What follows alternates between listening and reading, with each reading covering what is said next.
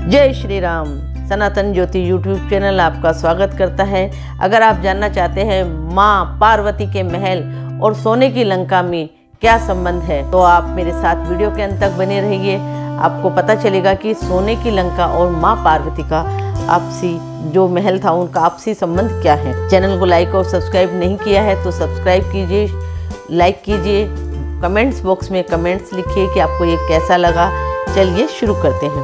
एक बार की बात है, देवी पार्वती का मन खो और कंदराओं में रहते रहते उब गया।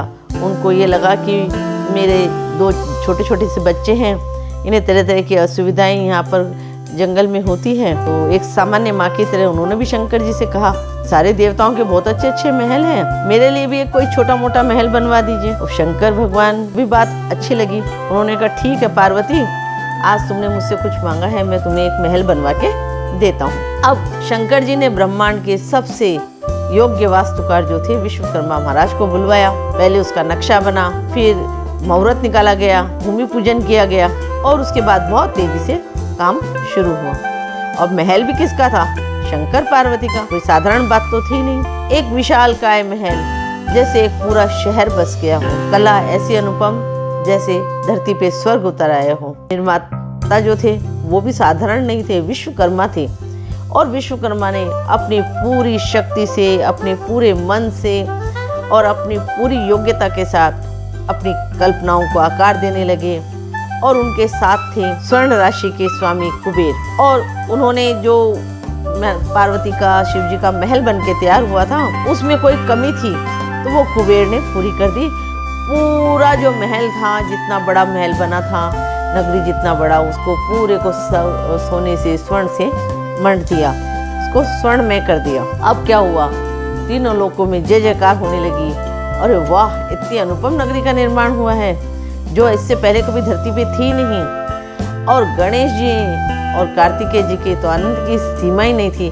पार्वती माँ भी बड़ी प्रसन्न थी, बहुत प्रसन्न थी। अब गृह प्रवेश साधारण दाम्पत्य तरह शिव जी और पार्वती जी ने भी सोचा कि गृह प्रवेश किया जाए तो पूजा करवानी पड़ेगी।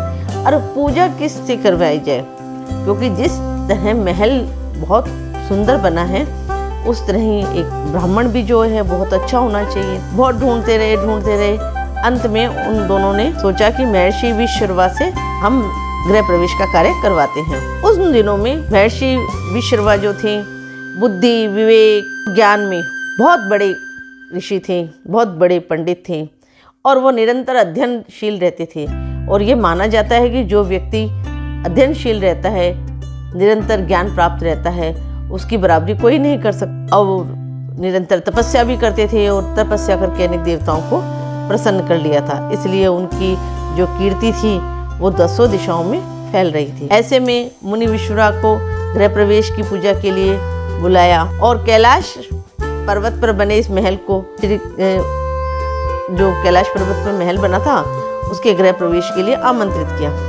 मुनि भी खुश हो गए। अरे वाह, आज इतना बड़ा मौका मिला है कि मैं शिव जी और पार्वती जी के महल का गृह प्रवेश कराऊंगा। वो खुश हो गए। उन्होंने सभी जो विधि विधान था उसके साथ गृह प्रवेश कराने के लिए शुरू कर दिया काम। गृह प्रवेश के लिए हवन शुरू कर दिया।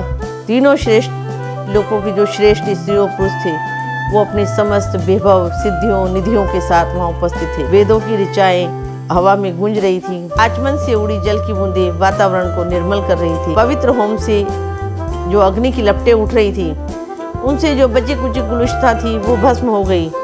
और इस अद्वितीय अनुष्ठान से संपन्न हो जाने के बाद अतिथियों को भोजन कराया गया।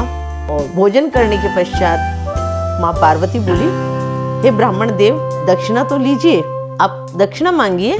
तो ऋषि विश्वरा ने विनम्रता से कहा, नहीं माता, आप सारे संसार की माँ हैं, माँ गोरा है, आपसे मैं दक्षिणा कैसे ले सकता हूँ। पार्वती जी ने कहा, नहीं नहीं नहीं नहीं, हे गुरुवर, हे विप्रवर, दक्षिणा के बिना तो कोई अनुष्ठान पूरा ही नहीं होता है। आप यहाँ आए, आपने हमारा ये गृह प्रवेश का जो हवन है वो कराया, उसके लिए हम आपके ऋणी हैं। लेकिन जब तक आप दक्षिणा नहीं लेंगे तब तक हमारा अनुष्ठान पूरा नहीं होगा। भगवान शिव आपको अवश्य प्रसन्न करेंगे, आप जो मांगेंगे वो दिया जाएगा। पर ऋषि जो विश्रवा थे उन्होंने बड़ी विनम्रता से, बड़े प्रेम से कहा मुझे कुछ नहीं चाहिए। मुझे यहाँ आकर के ऋषि ने कहा कि मुझे यहाँ आकर माँ पार्वती और महादेव शंकर के दर्शन हो गए, गणेश के दर्शन हो गए, षडानंद के दर्शन हो गए, इससे ज़्यादा मुझे और क्या चाहिए, मुझे और कुछ नहीं चाहिए। पार्वती जी ने कहा नहीं नहीं, ये तो आपका बड़प्पन है, आपने ऐसे कहा है, लेकिन आप मांगिए, हम आपका मान रखेंगे, आप जो मांगेंगे हम आपको देंगे। तब उन्होंने कहा कि संकोच होता है मांगते हुए। पार्वती जी ने कहा छोड़ो छोड़ो, संकोच की कोई नहीं है, आप तो यज्ञ की पूर्ति के विषय में सोचे, संकोच छोड़ करके फिर दक्षिणा मांगे। थोड़ी देर विचार किया। विश्रवा ने कहा यदि आप सचमुच मेरी पूजा से प्रसन्न हैं, आपको मेरे यहाँ आकर के जो पूजा पाठ मैंने कराया उससे आपको प्रसन्नता हुई है, और अगर आप मुझे संतुष्टि करना चाहते हैं और भगवान शिव सब कुछ देने की अगर सामर्थ्य रखते हैं, तो आप ये सोने की नगरी ही मुझे दे दें। पार्वती जी भौचक्की रह गई, लेकिन पास में उनके शिवशंकर बैठे थे। उन्होंने अविचलित स्थिर वाणी से कहा तथास्तु। मुनि विश्रवा की खुशी का ठिकाना नहीं रहा। भगवान शिव के अनुरोध पर विश्वकर्मा ने यह नगर कैलाश पर्वत से उठाकर श्रीलंका में स्थापित कर दिया। तभी से लंका सोने की कहलाई और विश्वकर्मा का कुल देवी गुणों से नीचे गिरते गिरते सांसारिक लिप्सा में डूबता गया। पार्वती माँ के मन में फिर किसी अन्य महल को प्राप्त करने की इच्छा का उदय नहीं हुआ। इस दान से इतना पुण्य एकत्रित हुआ कि माँ पार्वती और उनके संतानों को गुफाओं और कंदराओं में भी कोई कष्ट नहीं हुआ। तो ये था माँ पार्वती के महल और सोने की लंका का संबंध। आशा है आपको ये रोचक जानकारी अच्छी लगी होगी। इसी तरह की और रोचक जानकारियों के साथ हमारे साथ बने रहिए और कमेंट बॉक्स में लिखिए जय श्री राम, जय हनुमान।